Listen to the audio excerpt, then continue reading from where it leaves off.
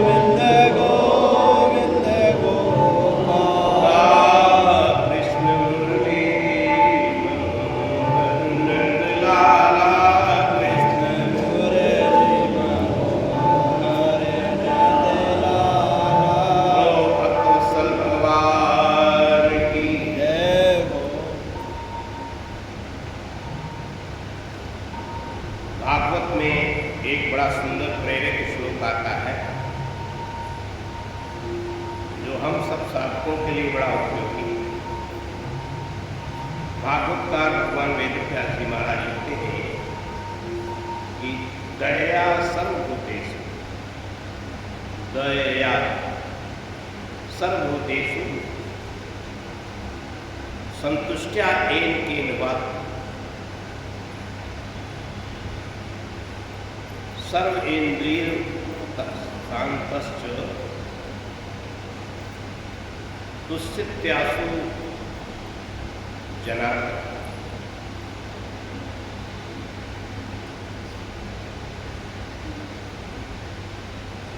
दया सर्वभूतेषु, माताएं किनारे हो जाए, सत्संग के समय थोड़ा सा ध्यान रखो। ये लोग जो प्रणाम करने आए वो सत्संग में बाधा न खड़ी करें। एक आदमी वहां बैठा के रखो। आप लोग बैठ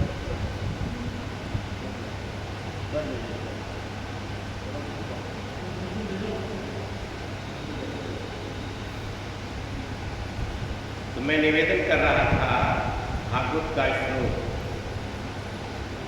जो हमारे आपके लिए बड़ा उपयोगी है। बोले जिसके जीवन में समस्त भूत प्राणियों के प्रति दया का भाव।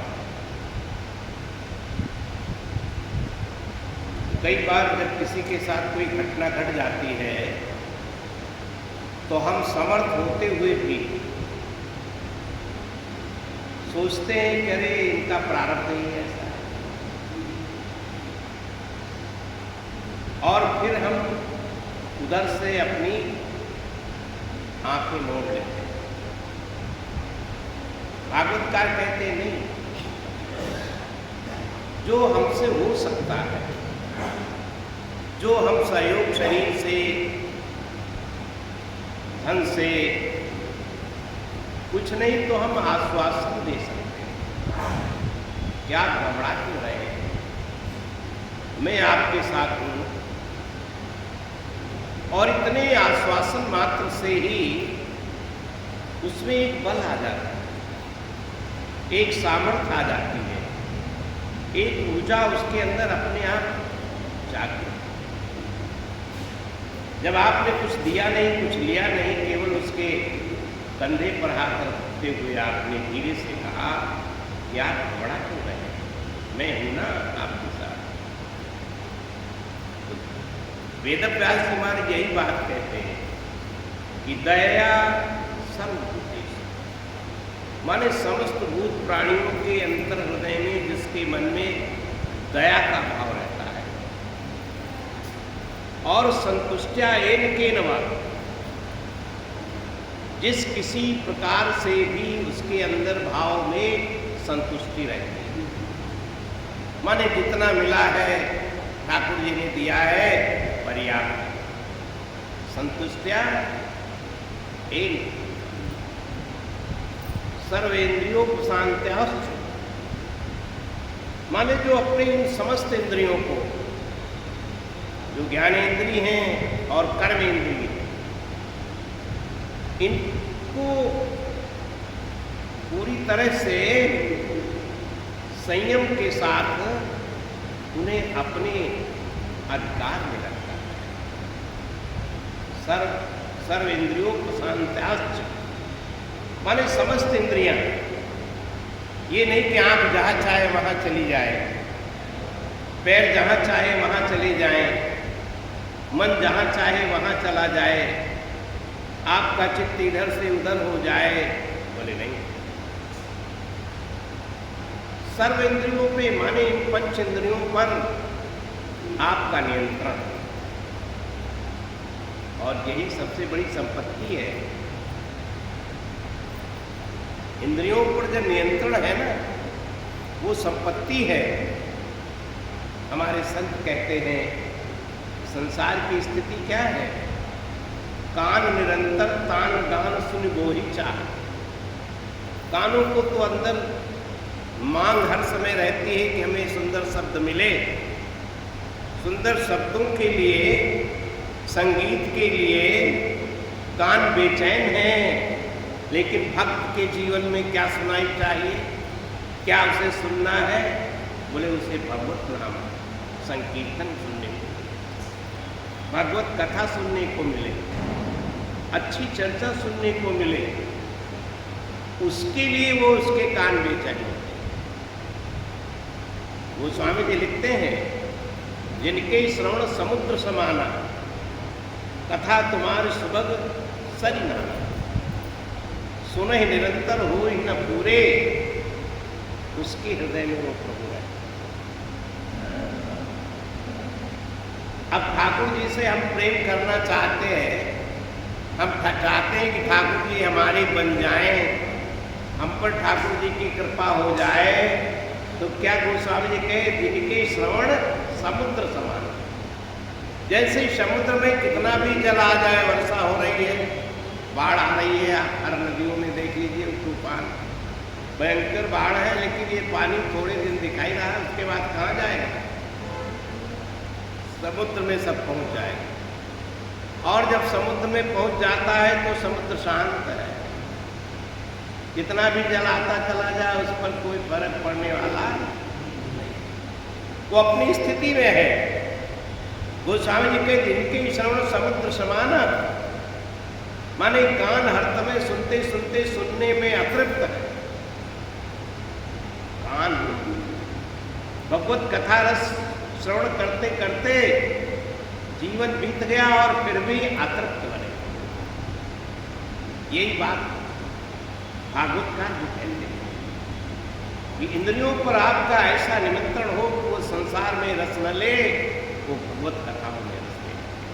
सर्व इंद्रियों को स्वामी त्याग हो जाता है। ऐसे क्या होता है, अगर ऐसी स्थिति हमारी बन गई तो बोले उससे त्यासु जनार्दन, इससे होता कि वो परमात्मा, वो ठाकुर आपसे पूर्ण रूप से संतुष्ट। अब ठाकुर जी की संतुष्टि यदि आप इन व्यवहारों के द्वारा, इन क्रियाओं के द्वारा, इन आचरणों के द्वारा अगर कर लेते हैं तो ठाकुर जी पर की उस पर विशेष कृपा होगी कि नहीं होगी? भाई जो सेवक है वो स्वामी की सेवा में लगा हुआ है, लेकिन सेवक से अगर स्वामी संतुष्ट नहीं है तो क्या उस पर विशेष कृपा होगी स्वामी की? कृपा तो है उस पर, लेकिन विशेष कृपा कब होती है? जब वो पूर्ण रूप से संतुष्ट हो।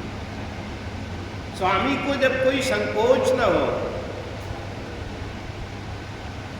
स्वामी के मन में कोई भाव आते ही अगर कोई वास्तव में सच्चा सेवक है तो उसे कहना नहीं पड़ता है। स्वामी को आदेश बाद में होता है, सेवक को पता पहले लग जाता है कि स्वामी को चाहिए क्या। मानस में एक छोटा सा प्रसंग आता है कि जब भगवान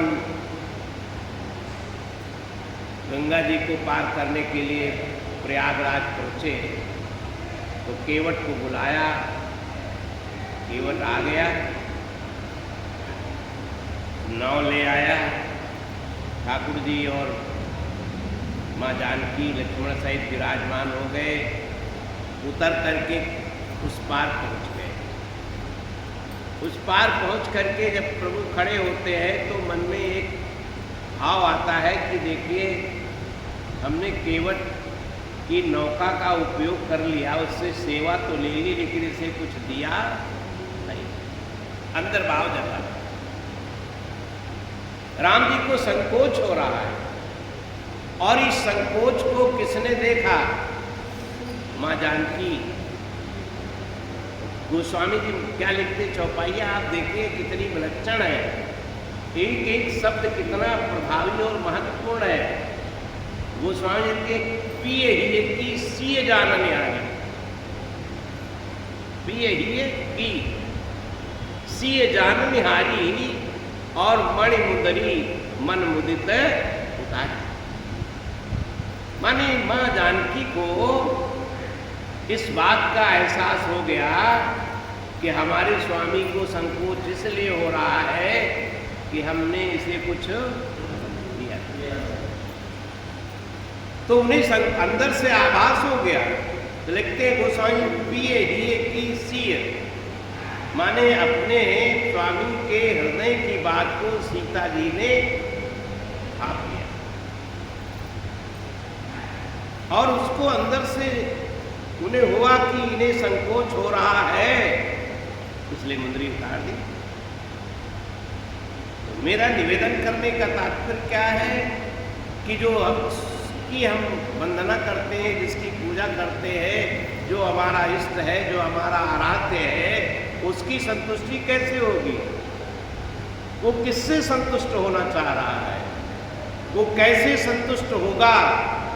यही है आराधना, यही है सेवा, यही है पूजा, यही है भजन।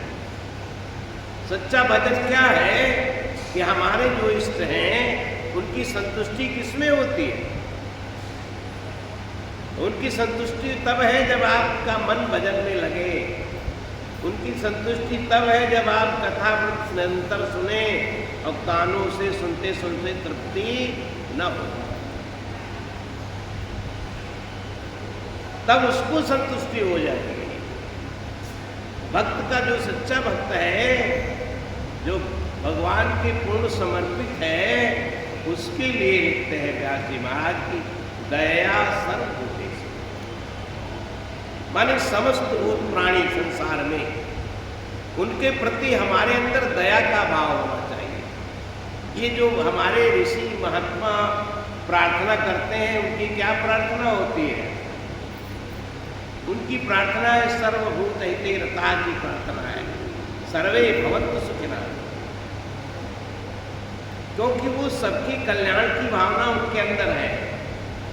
तो जब सबके कल्याण की भाया यही है दया सर्वभूतेषु, माने सबकी कल्याण की भावना, बोली आपके अंदर भी हो। अगर कोई व्यक्ति आपके साथ दुर्व्यवहार कर रहा है तो स्वाभाविक है मन खिन्न होता है, लेकिन सावधान होना, माने उस पर क्रोध ना आए, उस पर दया आ जाए। क्रोध ना आए, उस पर दया आपके अंदर प्रकट हो जाए। आप देखिए विलक्षणता है या नहीं है? बोले ये तो दया का अधिकारी है। माने क्रोध होने से उसकी हानि स्वयं हो रही है, स्वभाव के कारण वो क्रोध कर रहा है, लेकिन आपने उसके व्यवहार से कोप नहीं आपको हुआ, बल्कि उसके व्यवहार से आपको अंदर भाव जगा कि ये तो दया का अधिकारी, इस पर तो दया होनी चाहिए। इसलिए हमारे व्यास जी महाराज कहते हैं दया सर्वभूतेषु संतुष्ट्या येन केन वा, अंदर आपकी संतुष्टि रहे। संतुष्टा येन केन वा कहने का तात्पर्य क्या है कि जो प्रारब्ध में है वो छप्पर फाड़ के आएगा, और जो प्रारब्ध में नहीं है लाख कोशिश करो हाथ पैर मारो लेकिन आता। मैंने निवेदन किया था आपको पहले पूर्व में भी कि हमारे दो, एक पुरुषार्थ और एक प्रारब्ध, दो के योग से संसार की उपलब्धि होती है। कोई केवल पुरुषार्थ के भरोसे रहे और नहीं मिल रहा है तो उसे अंदर से दुखी होने की जरूरत नहीं है। एक विद्यालय में, एक कक्षा में 40 विद्यार्थी एक शास्त्र पढ़ते हैं, एक जैसी पढ़ाई करते, मेहनत करते, रिजल्ट में अंतर होता है या नहीं होता? रिजल्ट में अंतर आया तो इसका मतलब पूर्व प्रारब्ध की बात का भी वहाँ योग है। पुरुषार्थ सबने किया है, लेकिन सबकी परीक्षा के रिजल्ट अलग अलग आ रहे हैं, तो उसमें योग क्या है, प्रारब्ध का भी योग है। और उस प्रारब्ध की तो कहते हैं हमारे महापुरुष, ये पुरुषार्थ तो आपके हाथ में है लेकिन प्रारब्ध उसके हाथ में है। जैसे लाकर की दो चाबियां होती हैं, एक लाकर की चाबी होती है ग्राहक के पास में, एक होती है बैंक के पास, और जब दोनों लगती हैं तब लाकर खुलता है। इसी तरह से हमारे जो भाग्य की चाबी है वो है ठाकुर जी के पास, और पुरुषार्थ की चाबी आपके पास में है। जब आप पुरुषार्थ, उचित पुरुषार्थ करते हैं तो ठाकुर जी की कृपा होती है, उस प्रारब्ध की चाबी लग जाती है और आपका भाग्य खुल जाता है। लेकिन केवल भाग्य पर बैठे रहो तब भी काम बनने वाला, और केवल पुरुषार्थ पर रह करके आप कहो कि नहीं पुरुषार्थ से ही सब हो जाएगा, तो एक जैसा पुरुषार्थ करते हैं उनके परिणामों में अंतर दिखाई पड़ता है। इसलिए ठाकुर जी कहते हैं जो आपके प्रारब्ध में है वो आपसे कोई ले नहीं सकता। और बिना प्रारब्ध का यदि आपने कहीं से लूट घसोट कर छीना झपटी करके ले लिया है तो बोले वो ठहरेगा नहीं, वो रुकता नहीं है। हमारे संत कहते हैं अधर्म का धन बढ़ता है वर्ष 7 और 5, वर्ष 12 13 जरा मूल से 4, माने 12वां 13वां वर्ष आते आते वो मूलधन भी लेकर के चला जाता है। और गलत पैसा आ जाए तो आप देखिए कई बार ऐसा सुनने में आता है कि वो अकेले नहीं जाता है, वो कुछ और साथ में लेके जाता है। इसलिए हमें सावधान होना है। तो करना क्या है, बात कैसे बनेगी, बात बनेगी संतुष्टा एन केनवा, माने आप अंदर से संतुष्ट हैं। एन केनवा माने जैसे तैसे भी, जितना मिल रहा है उतने में आप संतुष्ट हैं, जितना है पर्याप्त है। ये भाव अंदर से जग जाए तो जो अंदर तृष्णा है, जो वासना है, जो पाने की एक चाह है, आप उससे बच जाए। नहीं ये चाह तो न जाने कितने को दौड़ाती रही। हमारे एक संत सुनाते थे, चाह पैसे से आनों में आने लगी और चाह आनों से रुपया बुलाने लगी, चाह रुपए से मोटर मंगाने लगी और चाह मोटर से होटल में जाने लगी, चाह होटल में बोतल खुलाने लगी, चाह पाली जिसे, चाह जिन्होंने छोड़ दी अंदर से, चाह छोड़ी जिसे, जिन्होंने चाह छोड़ दी वो अंदर से निराले हुए, और चाह के पीछे जो भागे वो उसके पीछे जो हुए वो कंगाल हो गए। मतलब चाह के पीछे भाग रहे, चाह कहाँ तक जाती है लेकर के आते। इसलिए चाह छोड़ो। हमारे संत कहते हैं कि चाह गई तो चिंता मिटी, मनुआ बेग परवाह, जिसको कछु न चाहिए सोई शहंशाह। माने चाह गई तो चिंता मिटी, माने सारी चिंताओं का मूल क्या है, बोले हमारी चाह है जो हमें दौड़ा रही है। और जब चाह आपने छोड़ दी अंदर से, देखिए दुनिया में चाहने से दुनिया नहीं मिलती। अगर चाहने से कुछ मिलता है तो केवल परमात्मा मिलता है। उसके लिए चाह पैदा करना होता है, एक उत्कट अभिलाषा पैदा करनी होती है, एक प्यास आपके अंदर जग जाए, एक टीस पैदा हो जाए, एक मुमुक्षा जग जाए। उसी के लिए सारा सत्संग है कि आपके अंदर ऐसा भाव जगे। ऐसे ही जन्म समूह सिराने, प्राणनाथ रघुनाथ से प्रभु तज सेवत चरण फिराने, ऐसे ही जन्म समूह सिराने। क्या ये जीवन जो अमूल्य परमात्मा ने दिया है, 84 लाख योनियों में सबसे सर्वोत्तम मानव शरीर, बोले क्या ऐसा ही चला जाएगा? जब आप इस पर विचार करोगे तो ये व्यास जी का जो श्लोक है वो आपके लिए उपयोगी बन जाएगा। हम उसका चिंतन करें और विचार करें कि संसार में जितना मिला है वो पर्याप्त मिला हुआ है। आप अंदर से संतुष्ट हो जाएंगे ना। संतुष्टया येन केनवा सर्वेन्द्रियो प्रशांताश्च तुष्यत्यासु जनार्दना, उससे वो परमात्मा संतुष्ट हो जाता है। और वो संतुष्ट हो गया तो आपकी सारी समस्याओं का समाधान मिल गया, आपका जीवन सार्थक हो गया। इन्हीं विचारों के साथ हम गाड़ी को समय के पंचमी विराम देंगे। 2 बार गोविंद जय जय गोपाल, जय जय गोविंद, जय जय गोपाल, जय जय